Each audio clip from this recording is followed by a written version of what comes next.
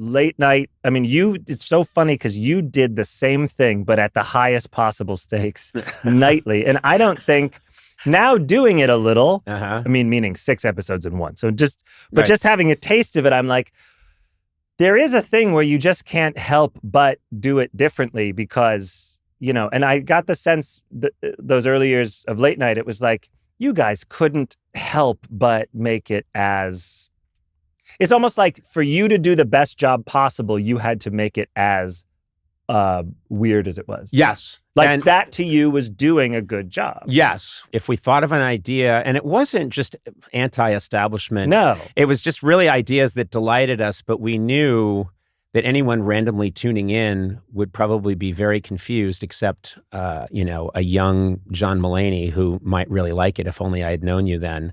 That would have, I've said this to other people, would have given me great solace to know that you were out there as a kid rooting us on.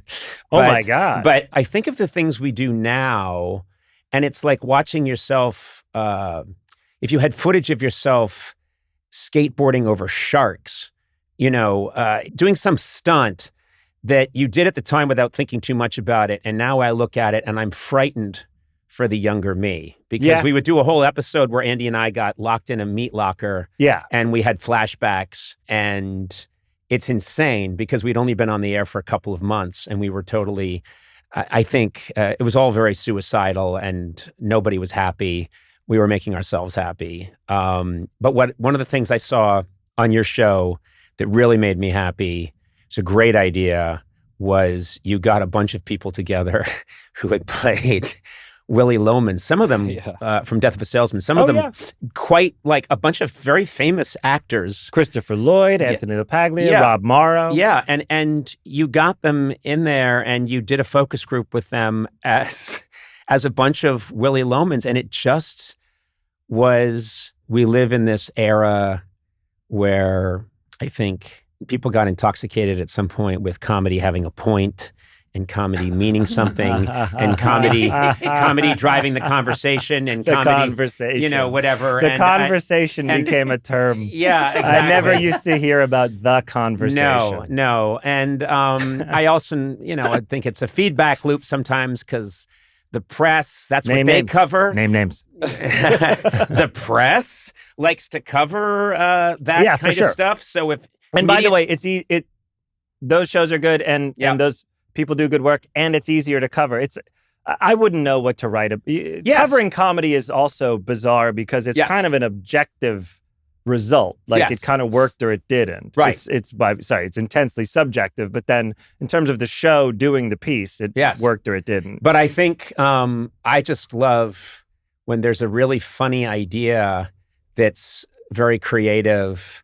I enjoy it so much more. And I swear to God, I'll go to my grave thinking it has a power that's hard to understand, but it's there. So the Willy Loman thing was making me really laugh. I really love you throwing to commercials that are not commercials that don't need to exist. But I know that you grew up seeing people, you know, like me or Letterman or whatever, throwing to commercial, and you know that it's part of this rite. R-I-T-E, this religious rite that you say, we're going to take a break, but it's, you know, you're not selling anything. I stole Cavitz. He always said, we'll be back after this message, which I found was like a weird way to refer to commercials. Right. Like they're just, there's a statement, a company wants to make a statement. We in no way profit. It's like doing TV. It feels like doing like TV when TV were on TV. When TV were on TV. I don't think you should have a show anymore. Yeah, I know. I think this is pre-recorded. Well, that's the other thing too, that feels like doing broadcast TV. Yes. Well, also you start the show at what time do you start it? In 7 p.m. Pacific. We go live 10 p.m. New York. Right. But it was kind of exciting. You walked out and you said, hello, everybody. It is 9:01. I give time and temp. So 7:02 in Los Angeles. The other night it was 67. It was rainy. There's something about that where I thought, a lot of people, if they're going to do live TV, they want to do something like, I'm going to put my head in a tiger's mouth and that's going to make it compelling.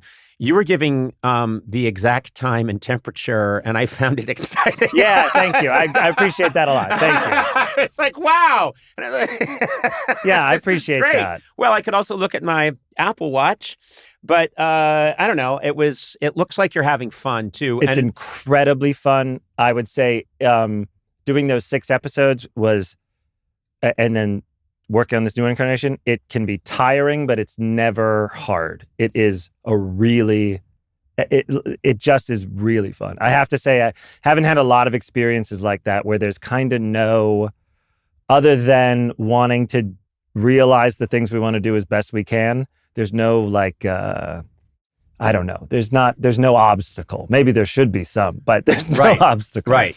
Also, I got a little bit of nostalgia because you're coming from Sunset Gower Studios, which is where Greg Daniels and I started. That was my first, we got out of college, summer after college, we're sending out, trying to write for TV. We got crazy lucky and got a starting gig at a show called Not Necessarily the News that taped at Sunset Gower Studios. Nice. That's still imprinted on my brain. I felt that we had gone to Saturn. That's how strange it was to go from Boston, Massachusetts, and I had been on a plane like twice, and I'm suddenly in Los Angeles, expecting to see Eric Estrada, Well, sure. You just keep thinking, where are the celebrities?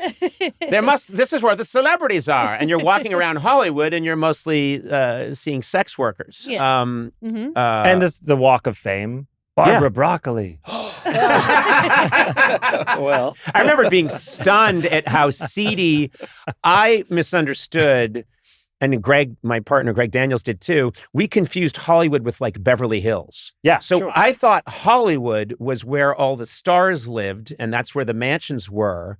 So we got a place like on, I don't know, in like Koreatown. And then we were like, let's get spiffed up and go over to Hollywood.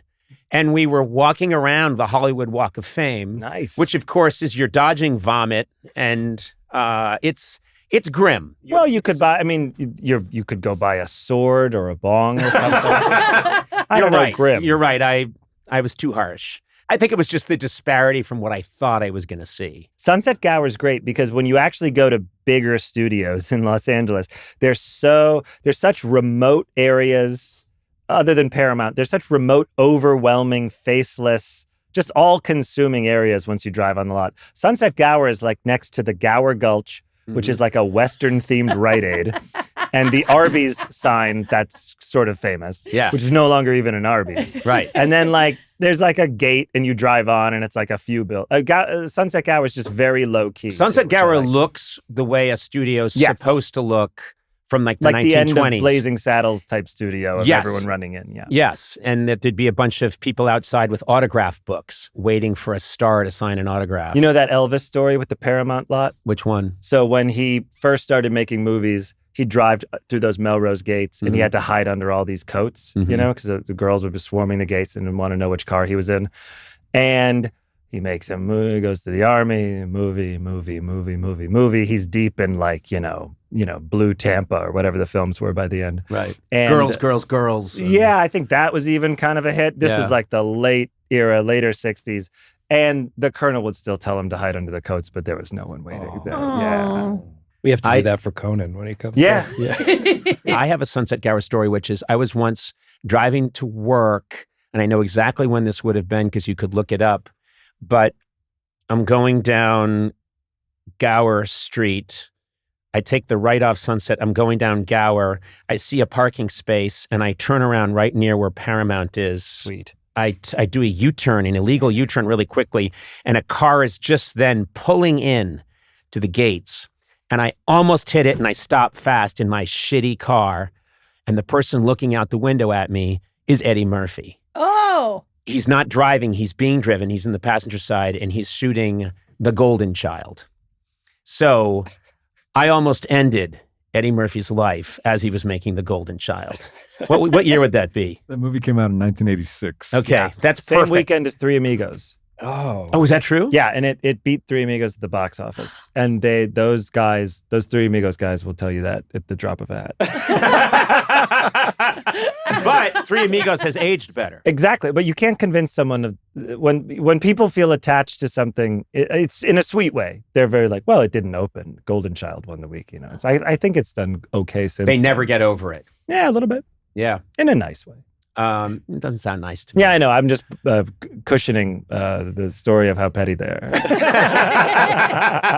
I'm trying with some interjecting positivity at the end. No, but it's nice. They're fixated on their own failures. It's narcissistic, but it's sweet. It's nice. It's nice, but it's nice. You can always just add it's nice. Yeah. Marty can't see the forest for the trees. He's completely blindsided by failure, but it's sweet. He's a good guy. It's nice. Yeah. And it's fun, and people like it. And it's nice. It's good to always remember. The Tates and the LaBiancas were murdered within 2 days, but it's nice. It's nice. It's nice. It's nice. It's It's Los Feliz. Why am I laughing?